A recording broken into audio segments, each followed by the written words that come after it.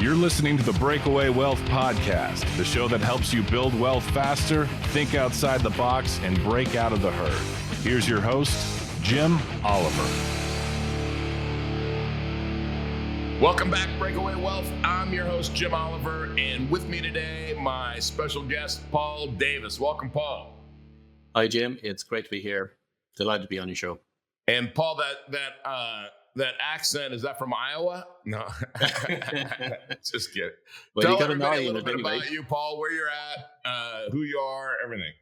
Yeah. Okay. So I'm dialing in from Dublin in Ireland. Been here all my life.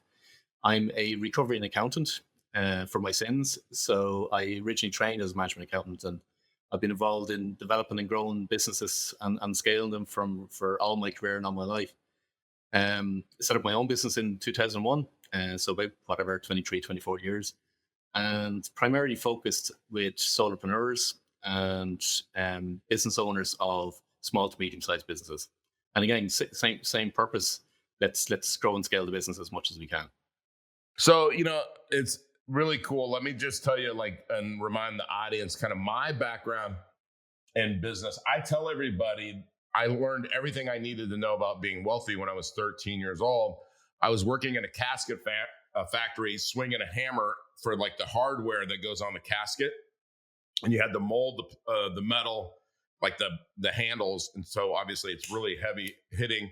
And then they would plate it and polish it and make it pretty, right? And then we ship it off.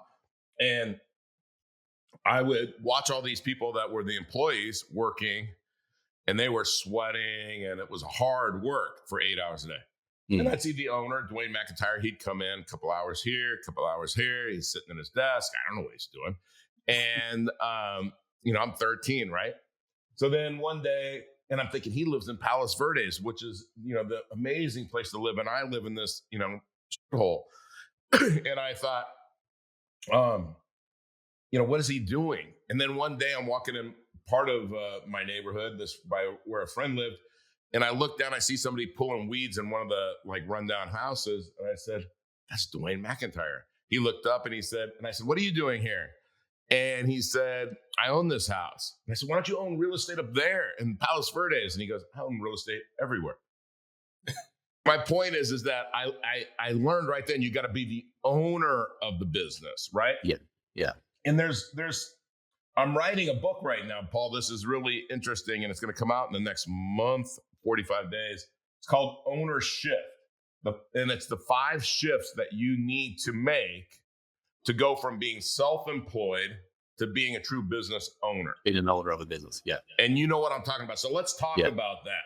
Because sometimes when you say, I help business owners, sometimes business owners are self-employed, right? They're just working their butt off. Yeah. And then other times, and I own around 30 companies. I only work in really one of them, this being one of them. And the other ones are run by other people, right?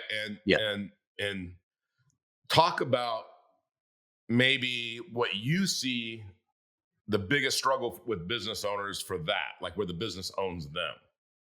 Yeah. For a lot of the time, so let me take it in a couple of different phases. Starting off, especially for people in professional services, which is my particular niche, the biggest thing that they want to find is how can they get more clients? Yeah. How can they manage their time more effectively? How can they increase their fees? That's their biggest constraints and desires. Because bottom line is, a lot of them will sell their time for money, so they try and get as many clients as. And if a client has a pulse, they'll grab them in and work with them. But what they'll find after going through that phase is they're doing all the work. So they have actually built the systems of bringing somebody else into the business to be able to do the exact same work. Yeah. So therefore, they can still do business development, bring more clients in, but it's actually having somebody else to do it. One of the biggest things is they'll be so consumed, and it's natural. It's just human behavior, because it's what they feel comfortable in doing. So they'll do the work, as opposed to spending time on looking at about what can they do with the business, or where do you want to bring the business, or even thinking about what their exit strategy is, or what does 5 years down the road look like. Now, I know we've all been asked those questions when, if we've ever gone for an interview and the interviewer asks us, where do you see yourself in 5 years' time or 10 years' time? So we've all been asked those or prepared for those anyway. But it's funny, business owners never ask those questions themselves. They never say, well, do I still want to be doing the exact same work, and looking after everything within the business and wearing all the different hats, or do I actually want to own a business? And two of them are very, very different. I love what you just said there, because that's a question that I learned when I was in my 20s, and it got me my biggest client at the time was, what's your exit strategy? Mm. And I was up against much bigger firms, and he had his CPAs and his attorneys, and they all looked at each other and they said, nobody's asked us that question. Mm. It's a simple question, Yeah. really. Like, because I'm asking, what's the goal here? Like, Yeah. ultimately, what are we doing? And, and I've done this enough. I know you've done it probably 10x me. But when when somebody says to me, well, I want to sell it for a ton of money to private equity or something like that, I cringe, because I go, oh, okay, you don't know how that works. Yeah. because, Yeah. because I've seen too many of those deals. Yeah. Yeah. Just You don't really want to go down that route either. no, Mm. because I'll give you an example. Maybe then you can talk about this. Is I saw a company that the founder of the company thought he was gonna, his stock was, and he got a $50 million infusion, 2 to 3 years. They're trying to 2 to 3x their money. The deal. Yeah. The deal was written to where their stock was worth so much more than his stock, and it was first, and he ended up with, where he thought he was going to get 50, 60 million, he ended up with like 10. Yeah. You know? I think I've yet to hear a good story when it comes to private equity, or not so much private equity, but VC money coming into play. Yeah. I've yet to hear a good story. The business owner, after the whole process and a couple of years later, will actually sit back and say, yeah, that was the best thing I ever did. So yeah, and I totally agree with you. So like, when people are out there, if you're in the audience and you have this good business and it's growing, and the thing that my kind of niche, and I want to hear where your niche is in this. Oh, you've said professional services. My niche was like blue collar, like the shower door guy, and they go, oh, it's my shower door, no big deal. No, it's a big deal. And or the plastics formation company. What do you make? We make cones. We make this. I'm like, oh, that's no big deal. Gosh, that guy probably is struggling. No, he's not. Is I always like that, because it's just the way I grew up, right? Like, I'm working at a casket factory. Nobody would have thought that little casket factory provided that lifestyle up in Palos Verdes, but it did. Yeah. So, on professional services, but it's really the mentality and the mindset of the owner.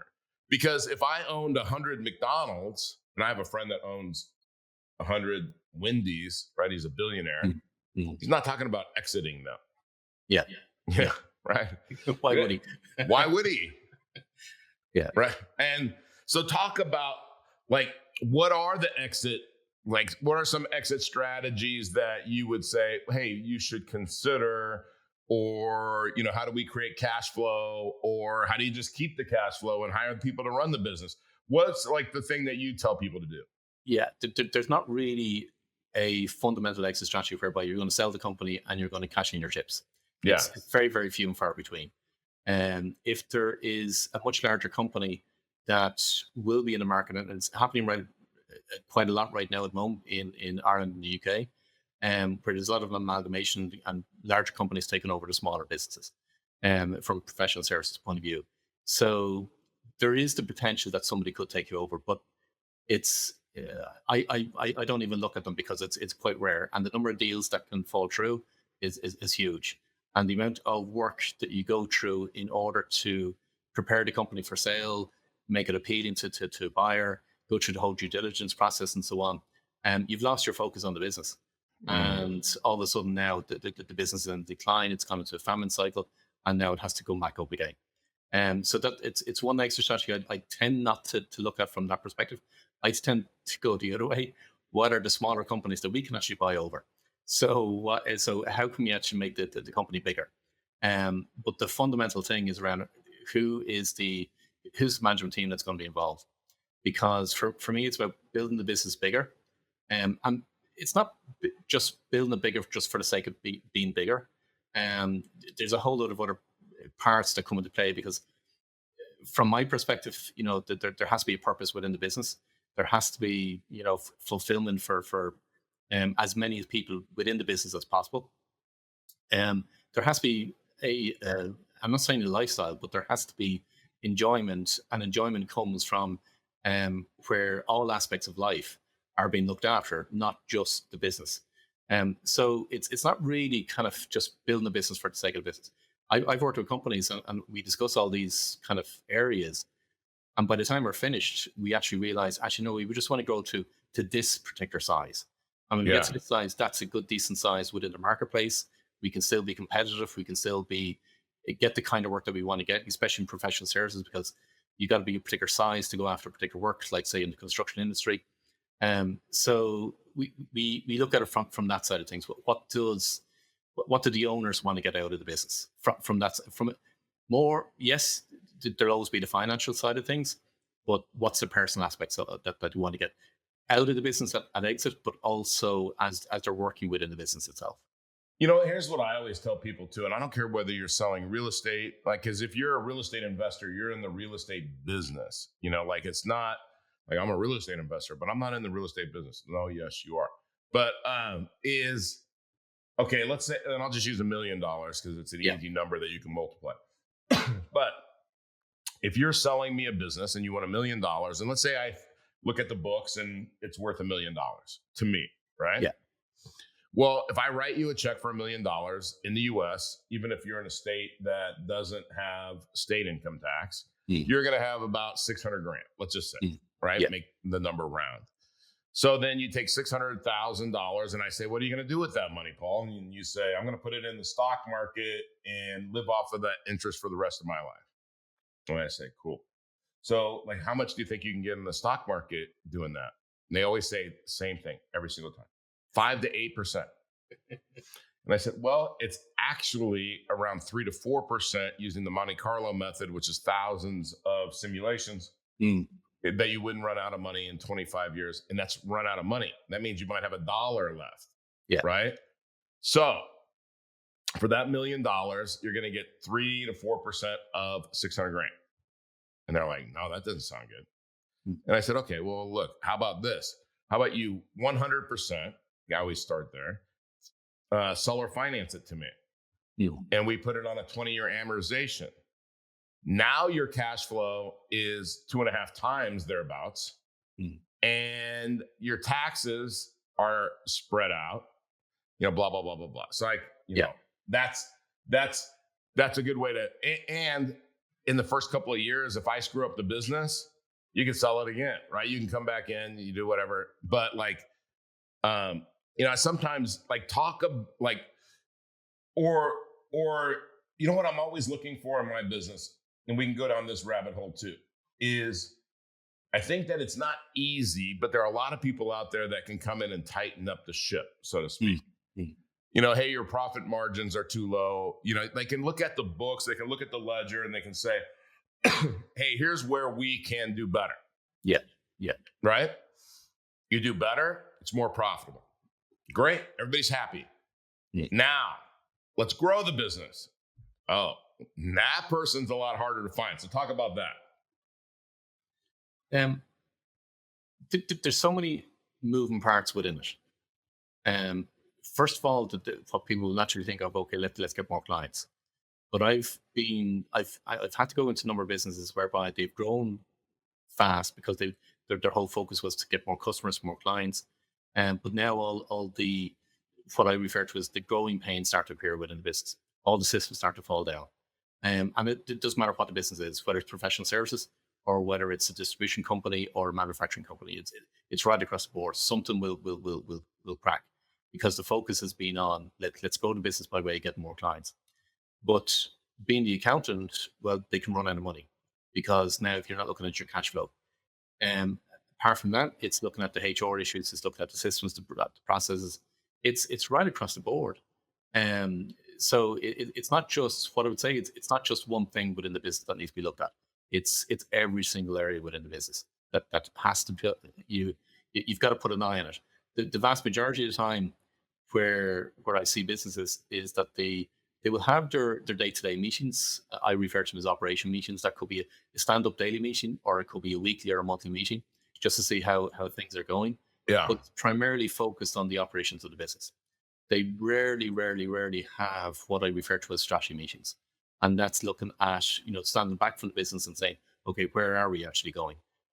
Are we on target to, again, if it's a 5-year plan, are we achieving that target? Are we innovating within the business? Are we building, are we developing technology? Are we developing new services, new products, new markets? It's all of those questions that need to be asked, which very rarely get asked. And I've come across so many companies that, I kind of, when they say they've had an away day, my ears prick up, because it's kind of an away day and it's once a year.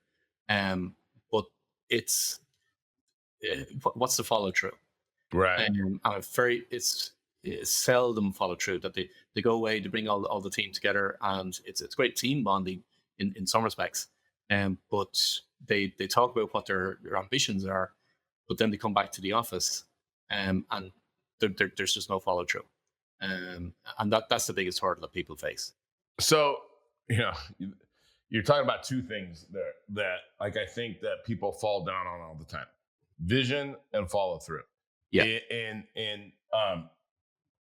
maybe you can talk about how you, I love that that's what you do, because I'm going to just like take it away from business and relate it to like fitness or something, or weight loss. Okay. Is, my trainer today, this morning, as I'm leaving the gym, she said, "Hey, here's your sheet. It's time to do measurements." And the first thing I think is, it was just the Super Bowl like 2 weeks ago. Like, I ate all weekend. This last weekend, I ate too much, probably. Like, I don't want to do measurements today. Like, give me a couple of weeks and then I'll do some measurements. Right. Mm. And I didn't say that because I know the answer to that. No, you got to do the measurements now.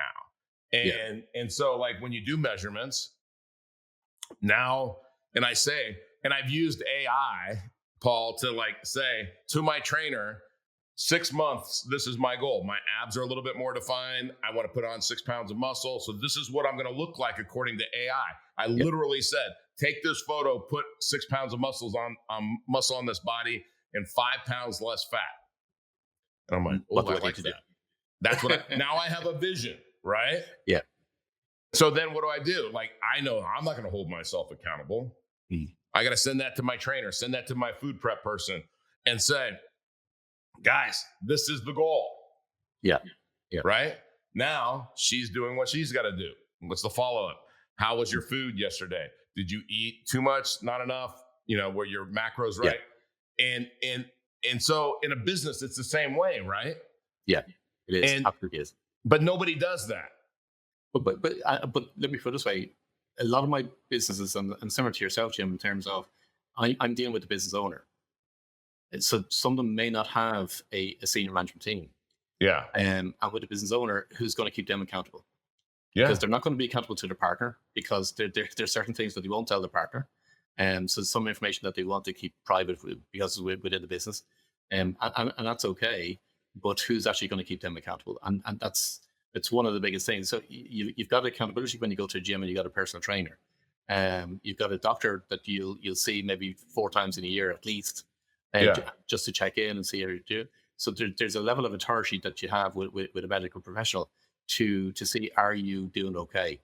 But very, very few here in Ireland, anyway, in the UK, very few will actually have an accountability partner from a mentorship perspective. Yeah, no, I love that. So tell me, so somebody comes to you, they have a professional services business or any kind of business, but you specialize more in professional services. And I say, okay, I want you to help me 10x my business, whatever they say, right? Yeah. Like, I want you to help me grow my business. Yeah. Okay. So, like, you take them, the first thing is you got to figure out what they want. So they're telling you what they want, but like, really, what does that look like? Right? Like, hey, I want to be in great shape. No, that doesn't like tell me how much you weigh now. How much do you want to weigh? Why do you want to weigh that? That's what do you think you're going to get out of questions. that? All of those questions, right? Yeah. You do something similar to that? Similar to that, but one of the primary questions I'll ask them is, why did you want to do it? Yeah. What's the driving force? because if I can't get behind what the driving force is, so sometimes they want to do it because they believe that they should do. So I call it the should to, have to, need to. So Yeah. that they feel they should do this, they should grow their business, or they have to grow their business because, well, that's what you do. But no, Yeah. not necessarily. It depends on what they want to get out of, for one better word. Most business owners, again, we're talking about SMEs here, small and medium sized enterprises. A lot of them will go into business because they want more freedom, and yes, they want to make more money. But they end up, as we started this conversation, they end up in a job whereby they're probably getting paid less than minimum wage, and they are and they don't have any freedom whatsoever. Yeah. So if that's, maybe we need to relook at what they're doing in the business right now at the moment, and say that, is it that you want to have more freedom? Do you want to have more money? Do you want to have more time? Do you want to spend more time with the kids and the spouse and so on? So it's the driving force behind why they want to grow in the first place. And then we look at, once we know that, now we can map out a plan as regards to what they want to achieve. And so then you develop a plan, you meet, hold them accountable. Yeah. So, I mean, this is a funny thing. I had a client who bought a office equipment company, Yeah. copier, scanner, a printer, and he went to a business consultant. He had a background in running businesses. He also was the president of a bank. He ran a franchise company that wasn't his, but he was on the board and everything else. Yeah. And so he buys this company. Then he buys 2 or 3 more. And then a bigger company that's doing a roll up. He actually was one of the few that came out as good or better than he expected. Right? Timing was a lot of it. Yeah. Anyway, but one of the things that he did when he first bought these businesses is he hired the 2 top guys at each of the businesses to run those locations. Yeah. He got them coaching, right? Like, of how do I run this business better? Yeah. But then he got coaching on how to grow it to then exit, right? Yeah. So if you think about it, he didn't know where to go find the company, so he got the broker. He didn't really know how to manage these guys and get them to be the top producers, so he hired somebody to do that. Yeah. He didn't really know how to put all of this together to go then sell it for a number that was going to be a number where he was done. He did all of this in 5 years, by the way, or 8 years, something like that. Yeah. Which I'm sure you've seen that a million times. But it is. He the whole time he didn't want to go to work at the business and do that. I learned a lot from that, and I think what you do is amazing because you're freeing people. I'm all about freedom. Is you're freeing people from that slavery of that business. So, let's put it this way, Jim. You'd never get into a plane and try and fly the plane on your own, right? Without having someone as a co-pilot to tell you what to do. Yeah. Now, the way I describe it for clients, because clients that may not know me a huge amount, they'll say, well, okay, what is it that you do? And they'd say they'd be looking for a coach or they'd be looking for a mentor. And what I tell them is that I actually use a blend of coaching, mentoring, and consulting. Yeah. Because a coach can only ask you questions. Right. That's what a coach is designed to, because it goes on the premise of that the answers are within each individual. So from a business owner perspective, they learn stuff about themselves, but they're not really going to learn something new as such. Yeah. But business owners want to know the how to. How do I get from X to Y?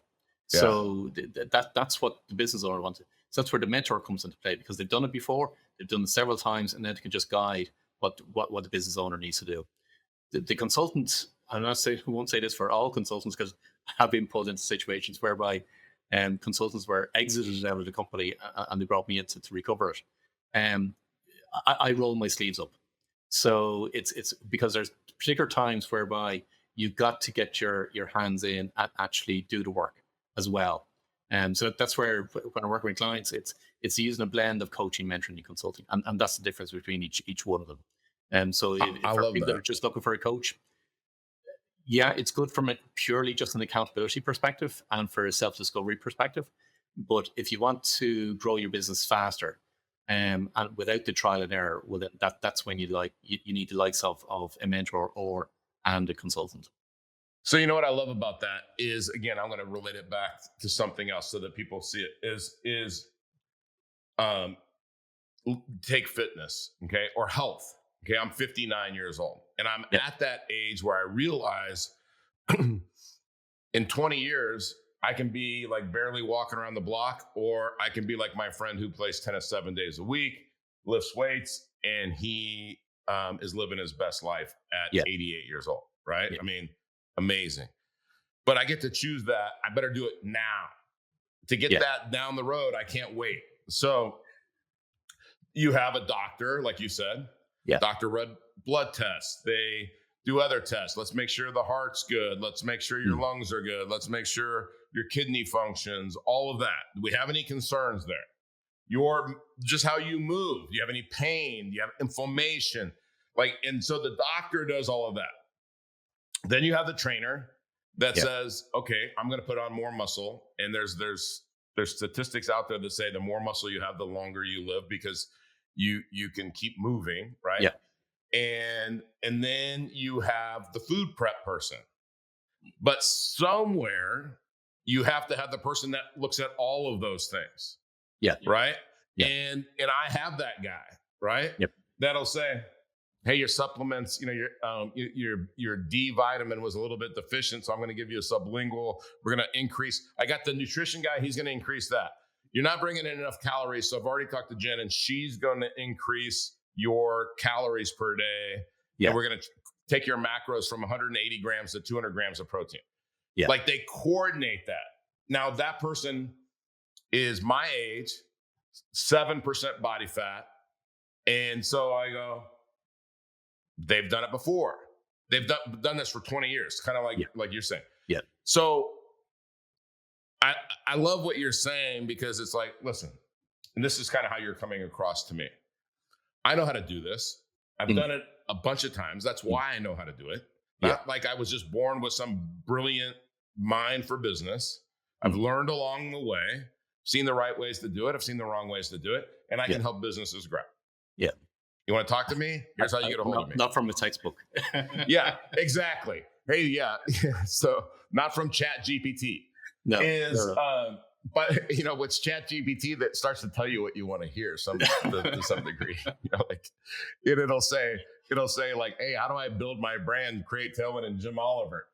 Jim Oliver is an IBC specialist, blah, blah, blah, blah, blah. And I'm like, I didn't say that.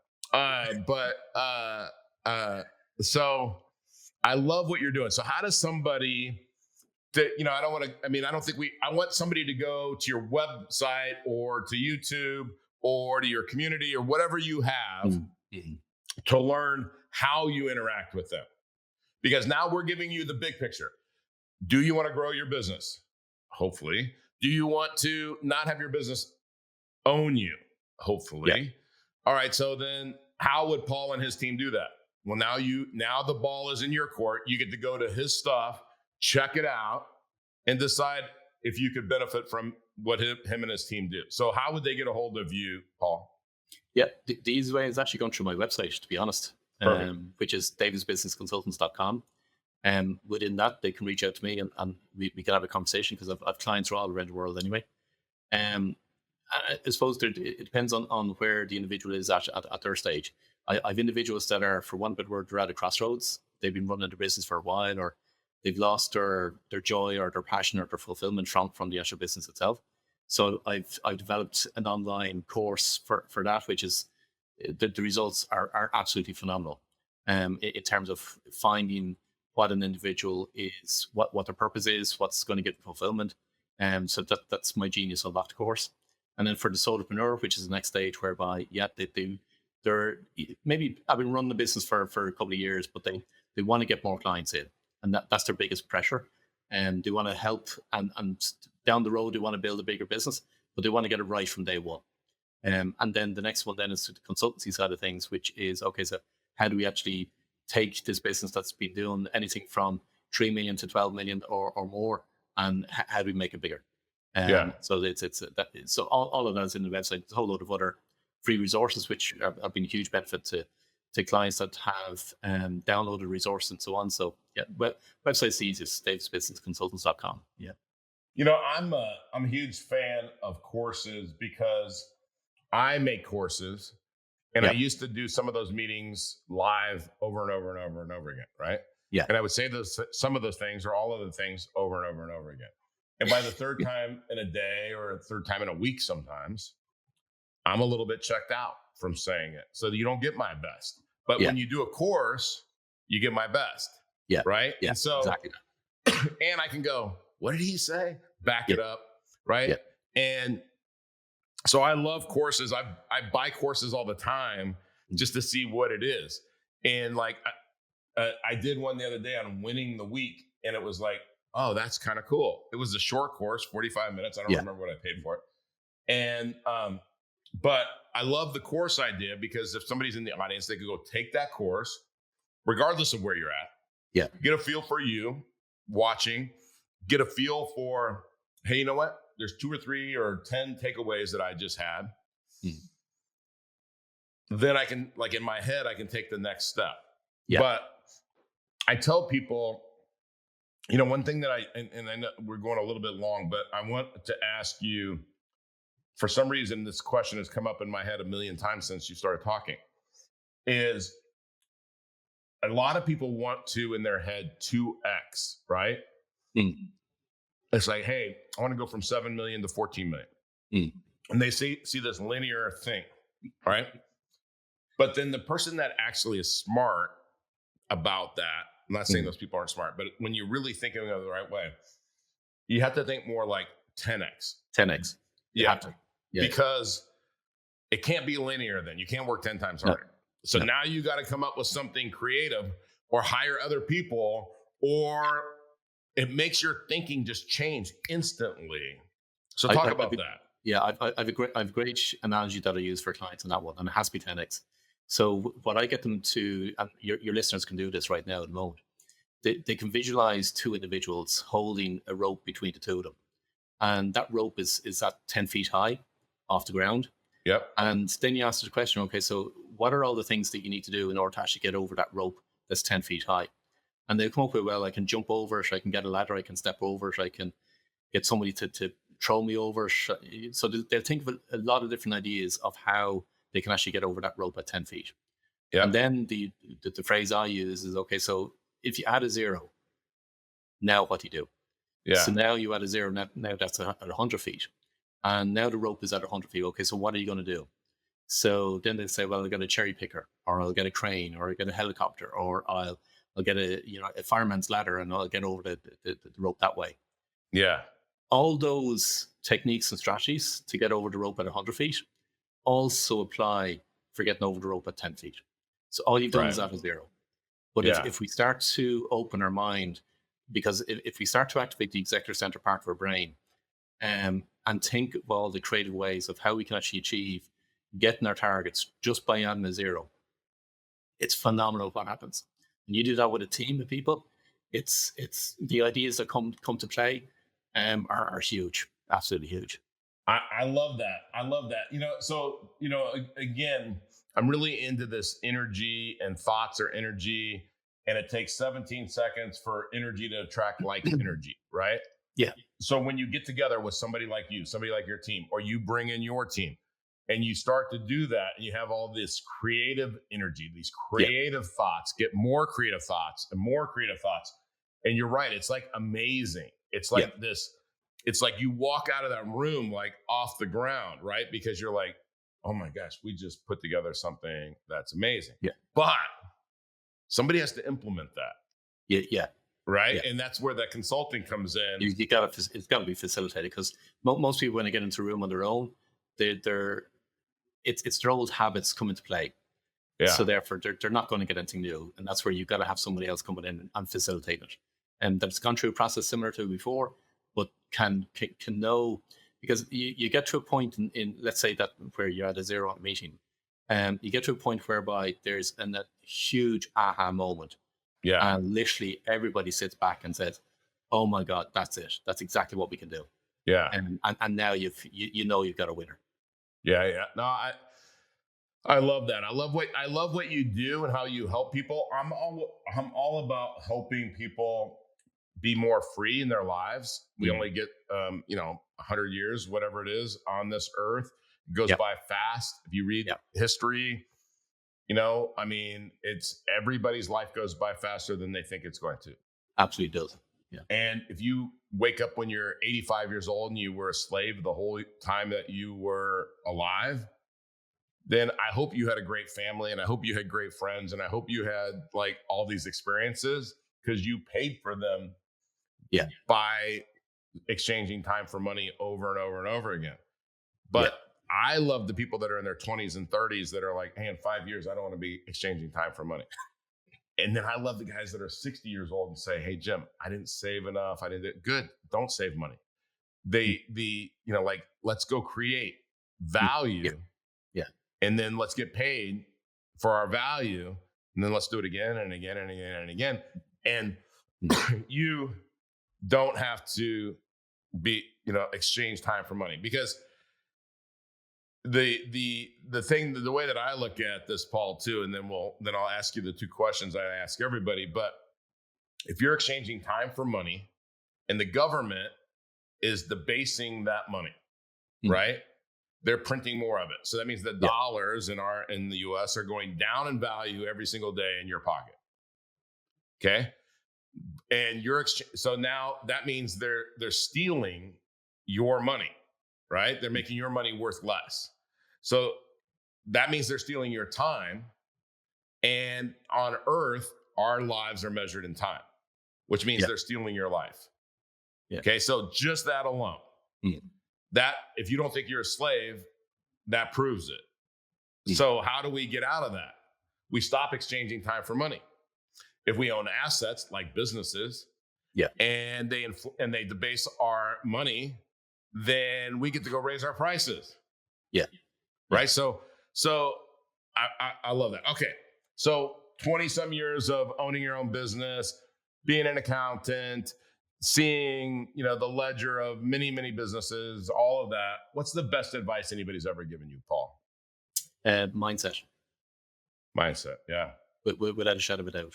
And if I knew, probably similar to the way to answer the question, if I knew down what I know now, I would absolutely be focusing on mindset and how it impacts every single area. And honestly, it's one of the things, one of the areas that I work with clients on, because I can bring in whatever number of strategies that are required in order to actually develop and grow that business. But if I can't get the business owner's mindset right, it's not going to work. The two of them have to go hand in hand. So let's talk about mindset for a second. Like I said, I know I'm going over, but I love that you said that. I did on my live community thing yesterday for like 15, 20 minutes. I talked about gratitude being a wealth accelerator, right? Yeah. And in my opinion, if you work on getting your mindset to be from a place of gratitude, wherever you are, you in 90 days, if you start a gratitude journal and people go, well, I don't want to, Jim, I don't journal. I mean, just buy one of these $10 books. Okay? Just start. That's it. It's basic crap, right? Yeah.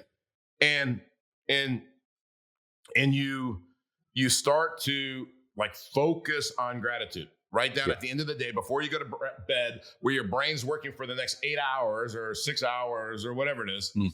Focus on 3 things that you're grateful for. Yeah. Like all of these gratitude techniques, it's doing exactly what you just said. It's mindset, right? I mean, and a 10x mindset is more exciting. I don't want to say easier, but makes more sense to the business owner than a 2x mindset. Yeah. Right. It's more exciting. It's more exciting. Yeah.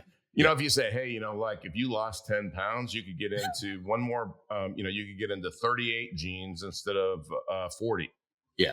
But like, hey, if you were in 32 jeans, you'd have abs, and you go to the beach and you'd be taking your shirt off before you got to the chair, and you would be able to move, and you're going to live longer, and you're going to be happier, and it's going to change your confidence, and it's going to do all these things for you. Yeah. That's 10x thinking versus, hey, lose 5 pounds. Yeah. All right. And when you go to the doctor, what does the doctor say? Hey, you could lose 5 or 10 pounds. They're not trying to get you to be optimal. This is what I love about. So your CPA isn't going to do this, what Paul's talking about. Your accountant isn't going to do this. Your internal people aren't going to do this. That's not their job.